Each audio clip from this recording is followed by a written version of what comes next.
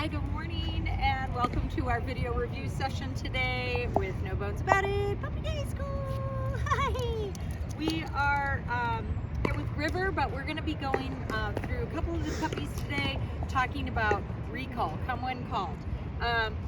It's really, I rarely mention to utilize your handbook as your resource to complement what we are doing, but it's really important because most people these days don't print something out, but I do think in this case it's kind of important to have something that you can refer to regularly when you're working with your puppy.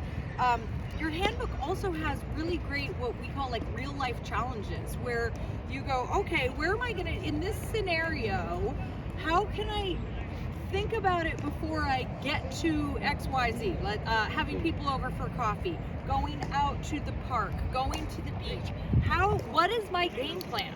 Because not having a game plan about how you're gonna work with your dog generally leads to making last minute decisions, and those a lot of times are not the best decisions. So today, recall. We have a lot of really important rules. Number one, you are never going to call your puppy if the end result and one or two steps before that, so I'll get to that point in a second, does not end in something the dog thinks is fantastic. Like, so if your puppy's out playing with a friend, another puppy, they're running around just having a good time sniffing, and you call them and you give them a treat and then you bring them inside. So what does that look like for the puppy? Okay, they might have got a treat, but you ended the fun they were having. So in the learning phase, we need to be really, is it really better over there? Is it better over there? I was like sitting here giving you cookies and I don't know. I mean, I know Olivia's awesome, but come on, baby. He's come back. Yes. So think about what the end result looks like for that dog. Down the road, you can say your word come, and once you've got a conditioned response, go find it. You can do whatever you want, but right now, when the dog is learning consequences, I respond to this word. What is the overall result for that puppy? It needs to be something great. So for instance, if I were at, and this is what I do all the time, I go to the beach, I go to a trail, every time I call my puppy, I have a sequence of events. So let's just not talk about them coming to you. Let's say they get to you. Boop, boop, boop, boop. River! Says everything is so exciting. River! Yes! Good job! She gets to me, I do a collar grab, meaning I hold on to the puppy's collar. Then what I do is I hook up my leash. Good job, girl! River! Yay! She gets another cookie or two. Then I'm gonna unhook my leash. And I say, okay, go play. So every time we're practicing, I make a whole scenario that replicates us leaving or ending fun. Putting on my leash, like, oh, now fun's gonna end, but then I release the puppy and I let them go back to the fun thing. So this thing, hooking up my leash, doesn't necessarily mean end of fun for a dog. So when I'm practicing, I'm working in all of those things, because honestly, you get dogs that will look at you and they'll hear that word, they'll see a leash and they're like, nope, I know exactly what that means. It means we're leaving, it means we're going back to the car, I am not coming. So I don't want any of those things associated with my recall word or end of fun. So always working in stuff like that. Or maybe I just call my dog, River! Yes! Come! Good job! Good job!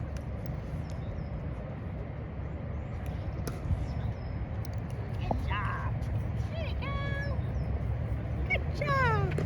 Another thing, for a dog that might be struggling with things like recall, if I'm going out on a trail in the morning, maybe I don't feed my puppy breakfast first. Maybe I really wait till they're super motivated because they're hungry and they really want to come for treats.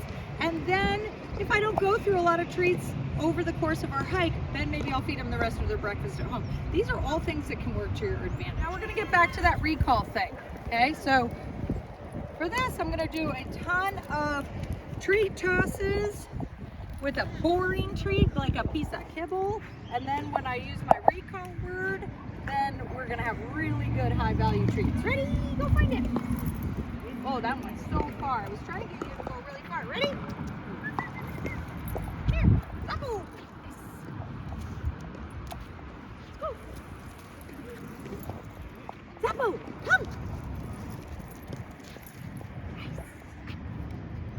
Good job. Ready? Ready? Go find it. Zappo, come.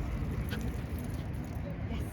So he's already kind of doing a nice sit finish, but it's not something I require, but if he's already kind of doing it, it's great. Just kind of lifting my treats up as he comes in so he falls into that nice sit. And again, if I didn't have the leash on, I would hook the leash back up as I was treating him, and then I'd release him. Go play! Zappo, come! Okay, notice where my treats are when I call the dog. They're not sitting out in front of my body, they are slightly behind my back. Cannot have that dog deciding whether they want to come based on whether they see me with a handful of cookies. Hey, go find it. Zappo, come! Yeah. Very good. Okay. All right, now we're going to work on our recall piece a little bit. Okay, remember our end part of this? That's scary. Not only you're dragging a leash, you're dragging a poop bag, and that's like something's chasing you. It's scary. Okay, ready? Go find it. Bernie, come! Yes. Good boy. Not gonna work on the sit finish with him yet. Where do you go find it?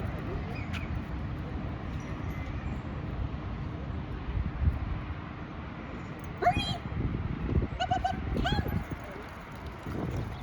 Yes. It's so fast for your little legs. It's so fast for your little legs. I'm not gonna have him go as far because he keeps wanting to eat other little things along the way. So what I'm gonna do is I'm gonna run backwards away from him so we create more distance. So I'm only gonna toss the treat a little bit. Bernie, come! Buddy, here's your good buddy. Here's your good buddy. Okay, so before when I tossed the treat, there were too many other things in between us for him to check out. So I'm gonna create the distance by running away, which creates speed for the recall. Bernie, come! Yes! That's a good buddy. That's a good buddy. That's a good buddy. Yay! Okay, good job. Sit. Very nice. Touch. Touch. Yes. Good job. Good job. Okay, so let's say that I tossed a treat, I said his name and he didn't look at me. Then we are going to pause. We are not going to follow with the recall word and hope for the best. If I can't even get a dog to look at me, I am for sure not going to use my recall word. My recall word, that word come, should be utilized when I am 99% sure that dog is going to make the right choice. And that starts by having the dog make eye contact with me. So I see it happen all the time. People will do this, they'll toss a treat, they'll say, Bernie, the dog's like, la la la, checking out everything else. Come! Dog's not even, the word that I use is engaged. The dog needs to be engaged with you before you hear that word come, or before you say that word and they hear it. So, go find it. So if I said his name and he kept sniffing over there, no way I follow up with the word come. I want really high success rate every time I use that word. So what does that mean? If you're in a place like the beach, forget it. I don't even use the word come yet. If I'm on a trail, I have to know that that dog and I have practiced a lot where I think they're going to be successful. I have a million ways I can get a dog to come to me. I can just be like, let's, without using the word come. And if it fails, I don't care so much because I'm not undoing all the hard work that I've done with my recall. Sir, that's not a toy. That's not a snack. So let's say I had him over here and I didn't want to use the word come, I might just be like, pop, pop, pop, pop, pop, pop, pop. Yeah! I don't repeat my cue come. If I've started with the word and I don't get it, I don't get the right response, I'm going to get a little closer to the dog and might actually lure them in to save the recall. So what does that mean? That means like if I said come and he was like, nope, got distracted, another dog, a butterfly, I might get closer to him, show him my treat, and try to finish the recall with a lure. It's not my favorite thing to do, but I'd rather do that than have, if the dog's heard the word come, completely ignore it. So these are all little nuances that you just need to learn how to react when the dog doesn't do the right thing. And quite frankly, that's one of the hardest things about dog training. You can watch a video, you can read a manual, and it says, do this, do this, do this. But they can't possibly tell you the 8 million different variables. Bernie! Up, up, up, up, up. Yes! Come! Very nice. They can't possibly tell you all the variables that can happen and what to do in each scenario. So that's just a matter of practicing. And quite honestly, that's why it takes a novice trainer a heck of a lot longer to train a behavior than it does me, because I've seen over 30 years pretty much like, most imaginable scenarios, and I know what to do. I know how to fix it. So it's just, you've got to practice and figure out how to do the right thing. So we all did such a good job this week. We're really excited you guys have all been part of our program. Hello, Babas.